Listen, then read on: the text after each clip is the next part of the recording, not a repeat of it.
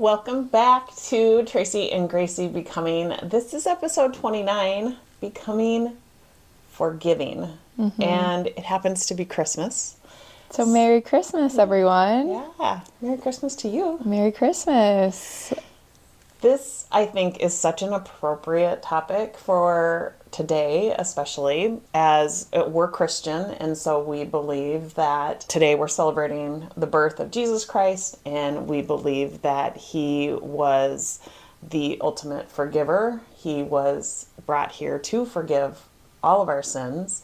And so really keeping that at the forefront of how we should navigate this day and really think about what does it mean to forgive and why we would forgive, who we would forgive, what we would forgive, and most importantly, how do we forgive? I think we've recently been reading some of the comments that people have posted. People really seem to enjoy the different perspectives that we have based on our different ages. Although I will say pop culture, I think, probably affects us in the same way. We sing to a lot of the same things. Yeah, I would say so. And I think we have a lot of similar takeaways. So I'm not sure if that has as much influence on our different perspectives. I think it does have a lot more to do with who we are surrounded by, like outside of one another. But anyways, we know that people love hearing the different perspectives, and we definitely have different perspectives on forgiving. So, and that became clear just recently when we were talking about different experiences that we've had. Last weekend was super fun because I got to get out and play pickleball finally outside of my lessons. And with her beginner's rackets. Yeah, with my crappy beginner Amazon purchased racket. Although it's not the wood rackets that initially got purchased, I am progressing in my quality, my standards. But when I take lessons, the instructor brings a variety of different rackets at a variety of different price points. And so we get a chance to try them out. And oh my gosh, they make a huge difference. I wanted Dad to see the difference. So we went to a pickleball facility that's just opened in Shakopee. I guess it's not just opened. It opened late spring, early summer.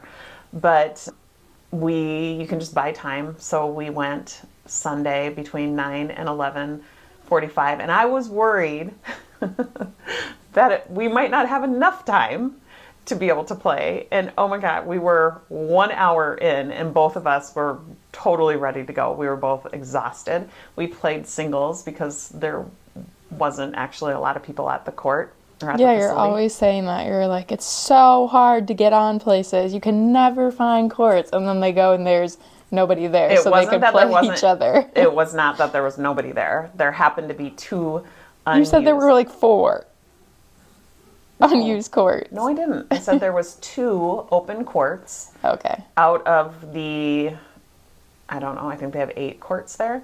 But there was a lot of games going on. It was open play. And so it was actually to our advantage that we were able to get on a court and just play together.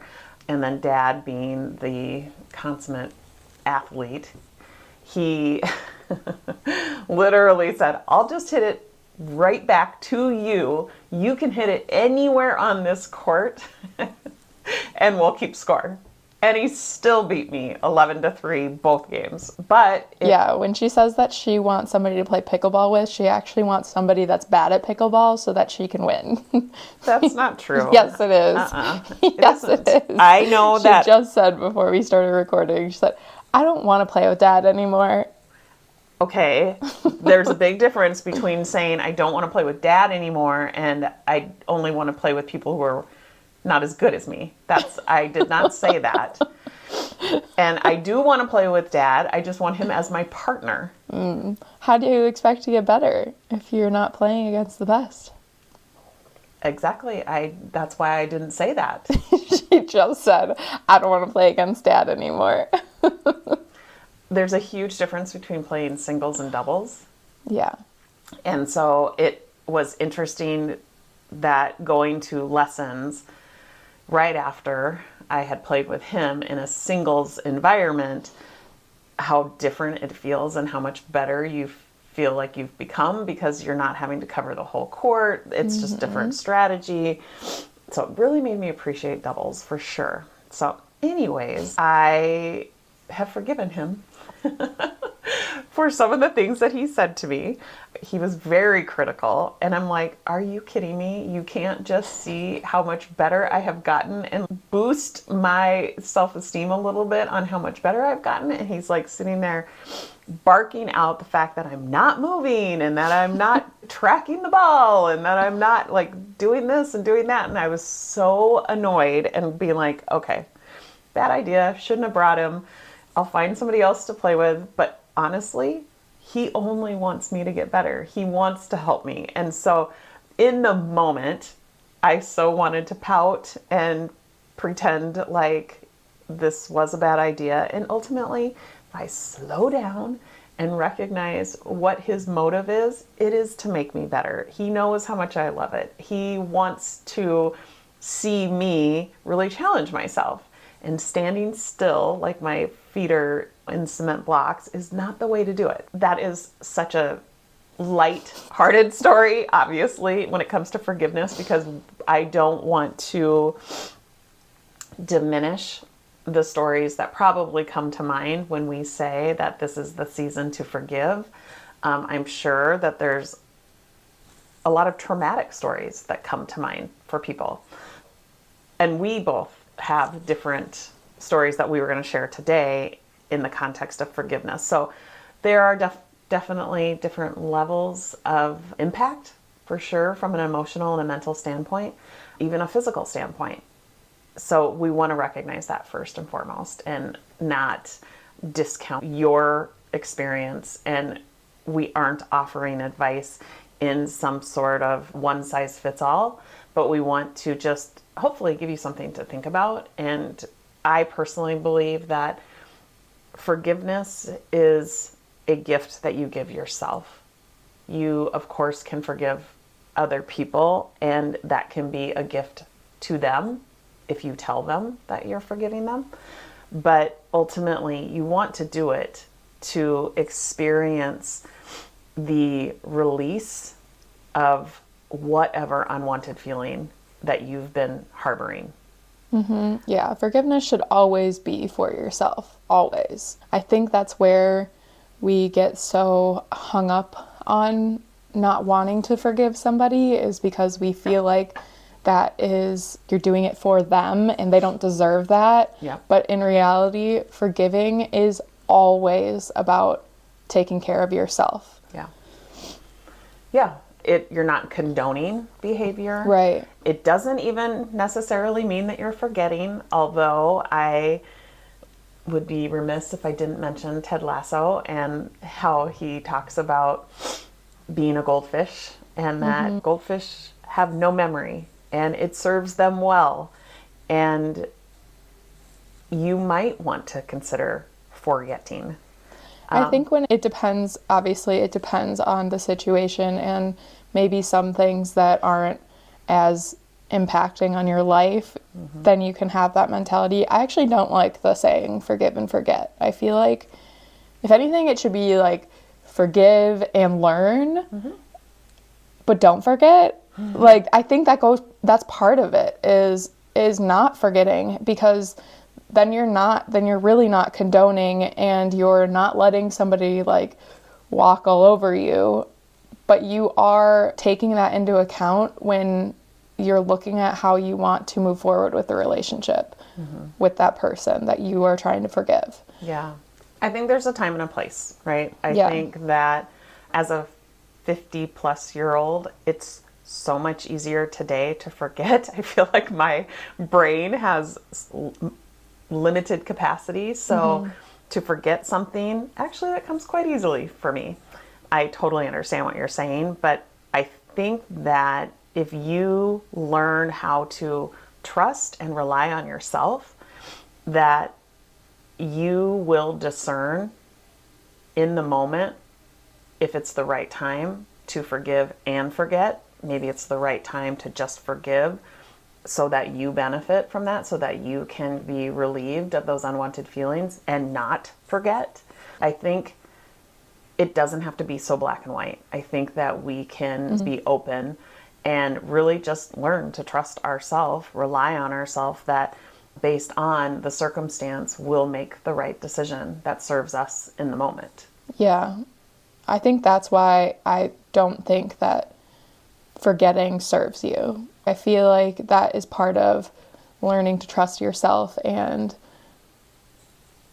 trusting how you handle the situation and how you can handle situations moving forward with that person. I think that really takes time to reflect on what it is you want out of the relationship based off of the evidence that has been shown in past experiences. Yeah. So can you let go without forgetting? Yeah, for sure. Okay. I think it's forgive and learn, not forget. Like, I think you definitely can let go of it. And that goes along with forgiving and moving past it for yourself. But that doesn't mean like I think when you say forget it, in my head, that kind of like discounts whatever happened. And I don't think that's a healthy way of working through it or processing whatever it was. And I used to have that mentality, forgive and forget, like it's not worth it. But I also think that has caused me problems down the road, because then I get resentful. And I'm like, really? I forgive and forget them all the time, and they just keep doing it. There's and then no it's like, way you would be feeling resentment if you really did forget. So you're not actually forgetting. I'm saying when it becomes a pattern, like when you forgive and forget so many times and it's becoming a pattern and you're not actually learning from the experience or from what this person is showing you that relationship is, I think that's when it becomes a problem. Right. So it's like, so do you have an example? Like just of forgiving, or an example Forgiving of this? and not forgetting? Yeah, I think with friendships, I was just talking to a friend the other day, and we were talking about how as an adult, you have all of the freedom to decide how you want your friendships to look, and your friendships should not look the same across the board. They won't look the same across the board. You're going to have some friends that really value staying super connected with you and reaching out all the time and like checking in on how your day is. And then you're going to have friends like my best friend, who literally I could be dying on the side of the road and she would text me back 5 days later saying, "What's up?" Like, what did you need? So, and it's managing those expectations of those relationships that is really what is going to make the difference. And so when I was having this conversation with a friend, she was just like, it's really frustrating that I have this one person in my life that never checks in to see how I'm doing, but I'm always checking in on them. I'm always making them a priority. And I was just like, that is part of life. Like, you're going to have people in your life, and if you want them to remain in your life, and that is not something that like is a deal breaker for you to like completely cut them out of your life, then that's something that you need to manage your expectations on the front end. And so that would be probably a good example of, I guess, forgive and forget. If that's something that that's just the way they are, that's just the way your friendship is, then that, I guess, is an example of where you can forgive and forget. Yeah, I think it's forgetting the saboteur narrative that is going on in your mind about the person. You don't have to forget the actual circumstance if it doesn't serve you to forget that circumstance. But forgetting this fear-based, reactive type narrative that most of us hear, it's probably safe to say we all hear, right? They don't care. They are out to get me.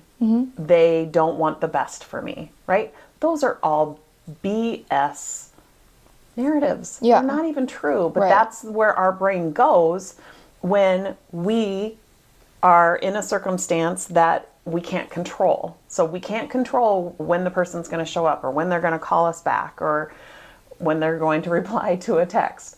And so our fear-based brain wants to make that mean something.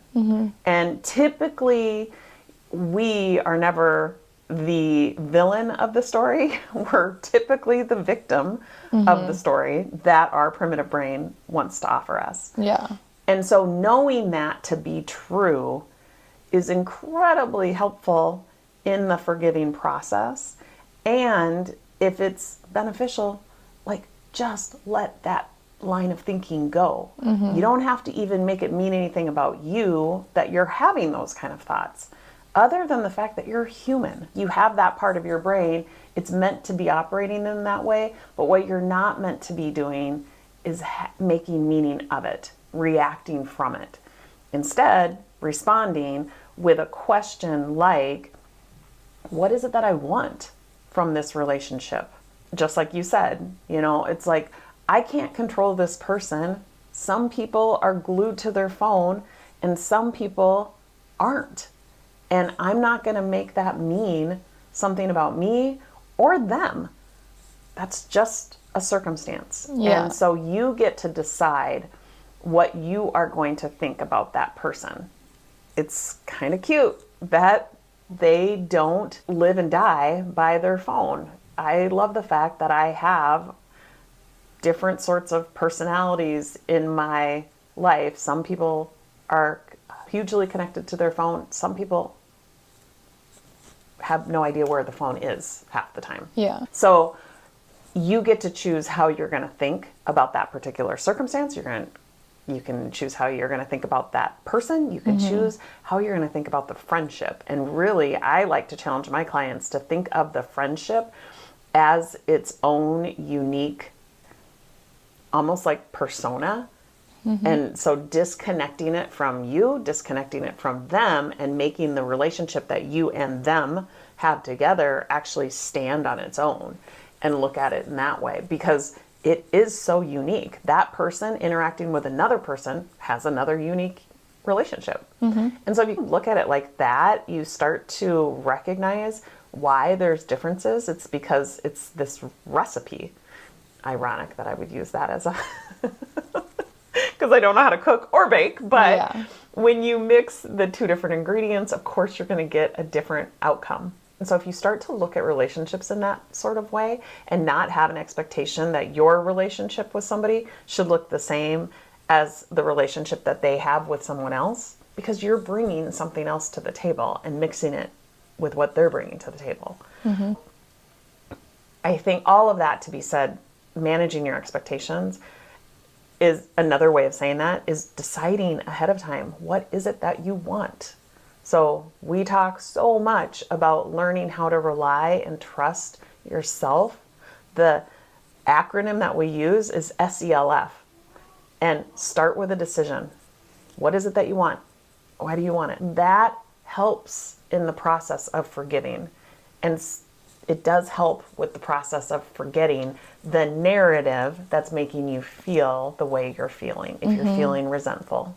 Yeah, I just had to take myself through this the other day with a friend that I was meeting, and I had a previous experience like the week before where I felt, I don't know if it was betrayed or if it was, I just didn't feel like they were looking out for me.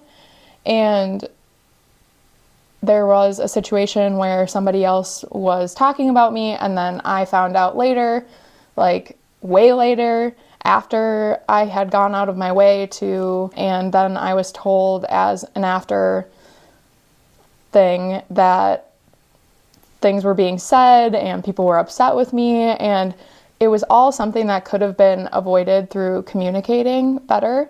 And I'll take ownership for that too. I didn't directly reach out to somebody, and so their feelings were hurt, and so they were making that mean a whole bunch about them, that all of these things, I must not like them if I'm not reaching out directly, when in my head I had reached out to quite a few other people that I had specifically said, make sure this person knows, like, that this is going on, type of thing, and the message was not relayed. So it was a whole bunch of poor communication. And then for the after effect was that this person was really upset with me and talking about me, and my friends were there and not standing up for me. Mm-hmm. And so then later on, I met with one of the friends, and I was really torn about how I wanted to deal with it and how I wanted to go into this lunch with them. And I, at first, was really hurt and was like, I'm going to tell her. I'm going to tell her how hurt I am, and that's not okay. And if you're my friend, you should be sticking up for me. And so then, I'm curious, at that moment, when you're at that crossroads, you're driving to the lunch, mm-hmm. and you're, of course, like spinning a little bit, thinking through, because you haven't forgotten, mm-hmm. you probably haven't even started to forgive, you're just really rehashing, and you're listening to all of the narratives that really make you feel like a victim and feel betrayed and mm-hmm. whatever, hurt, right? And at that moment, did it occur to you to lean in and rely and trust yourself and really use the framework? Yeah, that's what I'm saying. I had to do that in order to get to the point I was when I actually met my friend, because I knew that even though I was hurt, that was not how I wanted to spend an afternoon with my friend, like someone that I love, and I knew I did not want to go into this with any sort of resentment or anger or hurt even. Okay. And it was on my way there that I was like, okay, I'm deciding right now that's not how I want to feel. I do not want to feel that sort of tension between us on a day that I'm supposed to be spending quality time with this person for the last time in a while that I'll get to see her. And so you decided how you didn't want to feel. Did mm-hmm. you decide how you did want to feel? Yeah, I decided that I wanted to forgive and that I wanted to just be at peace with it. Mm-hmm. That it was something that had already happened. It's not something that I can go back and change. Mm-hmm. It's not something that I can control. I cannot control how somebody else is feeling or reacting to their feelings. Mm-hmm. And yeah, I decided that I wanted to make peace with it and not make that mean something about mine and my friend's relationship. Mm-hmm. Okay, so that was starting with a decision. You mm-hmm. made a very clear decision. I want to be at peace. I don't want to harbor any of this resentment. Mm-hmm. So the second step is eliminate the self-sabotage, mm-hmm. right? So you can make it all the decisions in the world, but if you aren't keenly aware of the fact that your primitive brain will fire up and start offering you all the thoughts in an attempt to keep you safe. You're probably not in any danger, but it thinks that you are. So it starts offering you all the thoughts. Were you aware of what thoughts would likely pop into your mind? Yeah, I mean, I had been having them the whole weekend prior leading up to this lunch mm-hmm. because I was really upset about it when I first found out. Mm-hmm. And I did have every intention of going in there and being like... guns a-blazing? Yeah, and just be out of hurt. And really telling her, like, how I felt. But then, yeah, when I started to take those into consideration and realize that they were primitive brain thoughts that were sabotaging how I was feeling about this lunch. So can you pinpoint it? What was the thought? What's the primary? I know there's 50 flavors of it, but what would you say is the primary thought that really made you feel betrayed? It was probably that friends don't do that. Or friends should stick up for friends, is probably what was the main one that was going through my head. Yeah. And so for everybody who's listening, they're probably going, okay, how is that a saboteuring thought? It's a very judgmental thought, right? Because you are saying they should or shouldn't behave in a way. It doesn't matter, right? Like us sitting back and judging how people should behave is none of our business, right? The only thing we can control is our thoughts around it. So even though that sounds really, I don't know, clean in a way of thinking, it's not. You're judging, right? They shouldn't have done that. Yeah. And ultimately, the only person that affects is you, because you thinking she shouldn't have done that is leaving you feeling betrayed. And so it behooves you to pinpoint that narrative so that you can very clearly go, okay, there it is. That's the narrative that's making me feel betrayed. So you started with a decision. You eliminate the self-sabotage by pinpointing that particular thought. Okay, then the third step is leveraging your prodigy brain strengths, which are empathy, discovery, innovation. How did you move forward? Yeah, I really stepped out of my own victim mentality and stepped into maybe where they were all coming from. The person who felt like they weren't invited, obviously that hurts, and that was not my intention, but that's how she felt, and so she was hurt. So And you were leveraging empathy. Yep. Yeah. And then for my friend that didn't stick up for me, she was in a really tricky situation too. So, and she was trying not to make anything worse or cause any more waves. And I can understand that too. I've been there where I have maybe not said something or stuck up for somebody because I was worried of the aftermath that would fall on me. So yeah, it was definitely giving empathy and compassion to everybody in the situation. And then I think empathy, especially if you're falling victim to the judge narrative, empathy is the most appropriate strength to leverage. Where I try to help my clients really maximize the fact that they're operating from their prodigy brain is to remind them you don't have to stop there. You can really tap into discovery. What else might be going on that I'm not seeing? If you want to, you don't have to, but if you want to continue to really 10x this, make this an opportunity for you, then asking yourself some more questions. What else might be going on that I'm not seeing? That's the discovery strength. At the end of life, this one sounds very dramatic and people always giggle, but at the end of life, looking back, like how would I advise myself right now to move forward? What is it that I want to have in regards to a memory or something to show from this particular situation? Like, I think that's the biggest one, honestly, for that people should look at when they're looking at forgiveness, looking at whether they should forgive or not. I think that is a really good perspective to go to is at the end of my life, would I have wanted to forgive them or wish I had forgiven them sooner or at all? and then, so the final step, so you started with the decision, eliminated the self-sabotage, leveraged those prodigy brain strengths, and then that final step is finish with a decision. What's the next step that's so easy it's hard not to do? So then what'd you do?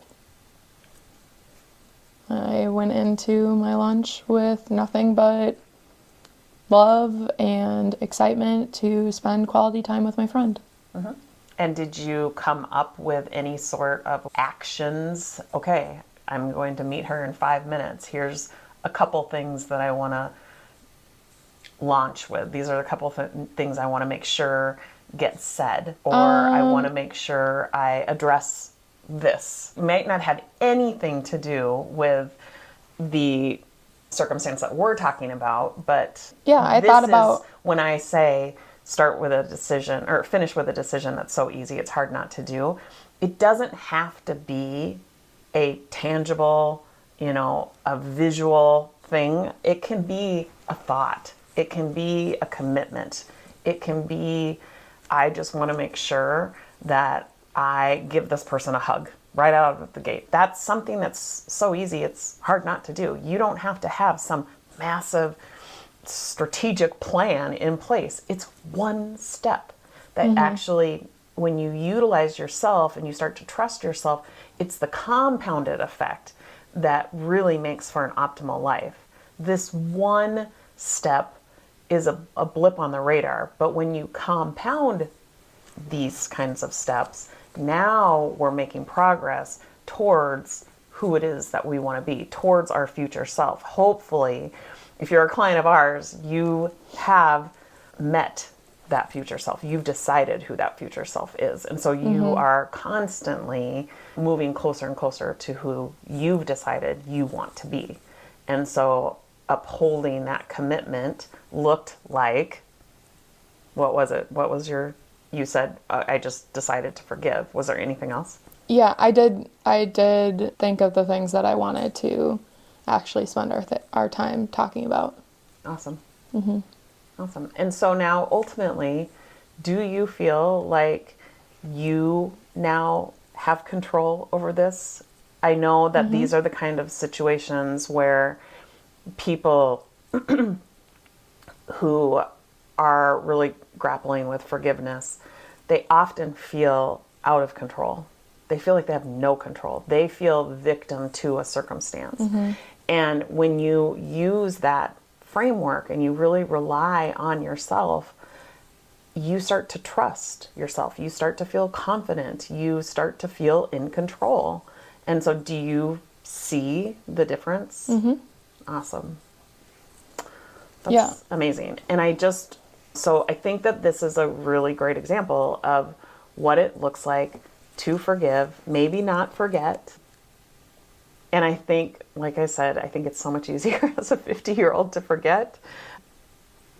I think the older you get, I think there's two things going on. I think you have less life ahead of you than you do behind you. And so you really want to maximize what you've got left, and you recognize life is short.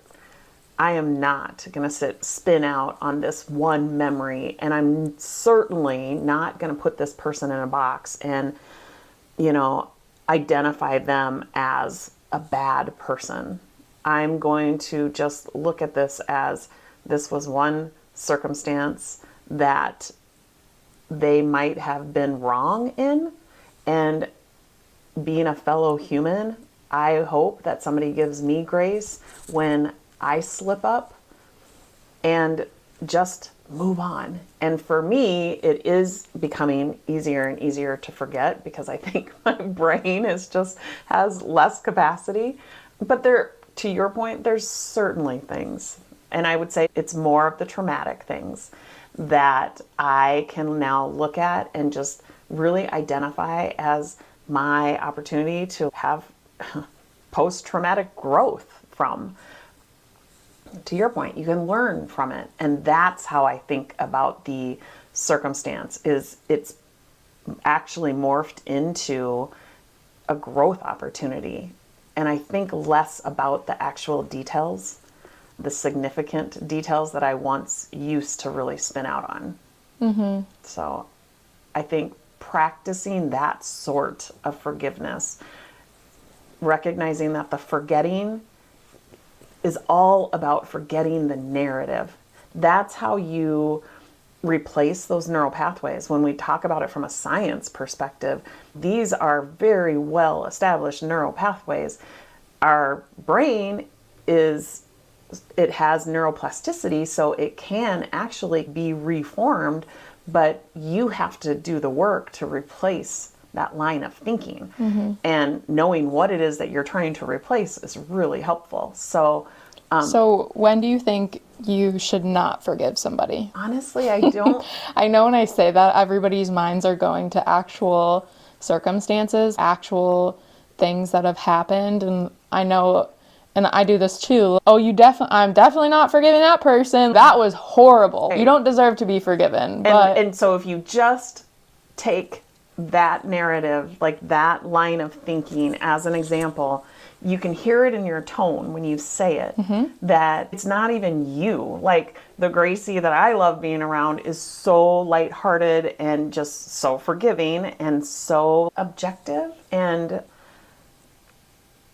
not. I'm not saying that I have that right now. I know, I but have in the past for but sure. when you say that, I'm like, the reason why if I was to be, helping you with that line of thinking, it's because that's not who you are. You are, like, again, it goes back to our religion, our beliefs. We are Christian. We are the daughter, the sons of the ultimate forgiver. And so I can't think of any circumstance where forgiving isn't appropriate, honestly, because it's harboring feelings that I don't believe are helpful. Yeah, I think that the only time you should not forgive somebody is if you like how you feel about them. If you like the way it's making you feel about the person. And I mean that. I think that if you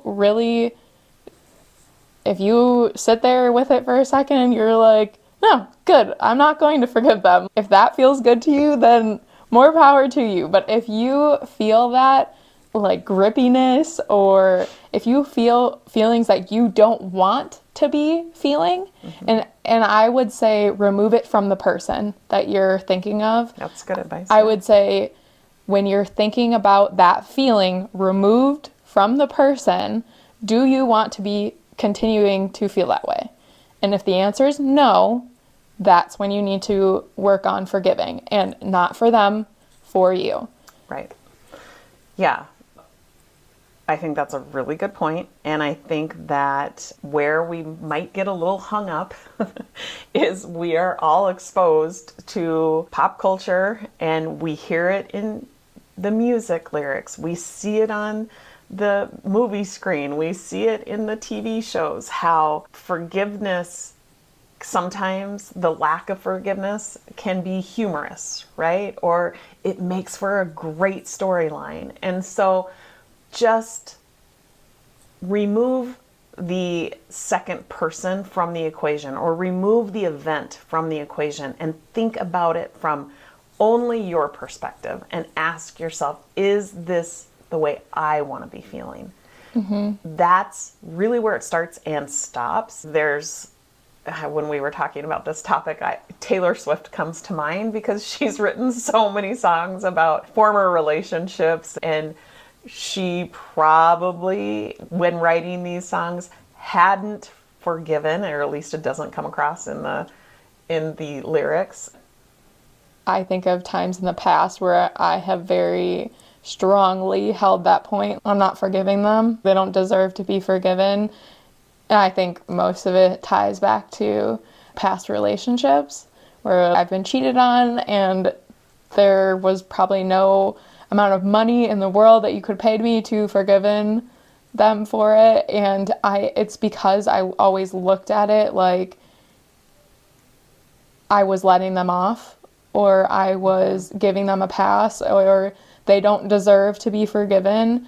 And it always only hurt me.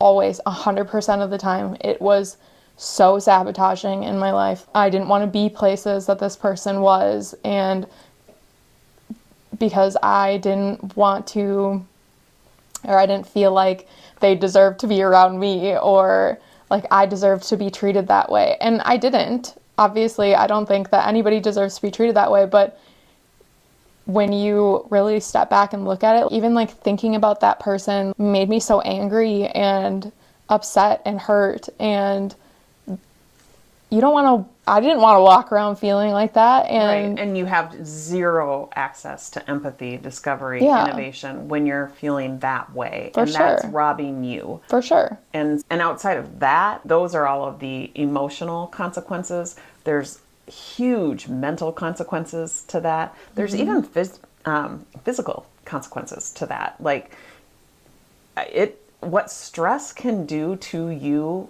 physically is mind-blowing. So learning how to let those kind of things go, I think, again, I'll fall on my sword saying learning how to rely and trust yourself is the number one solution, I think. And if we offer a lot of journaling prompts, and we offer a lot of mental fitness techniques, because we know that there's not just one silver bullet.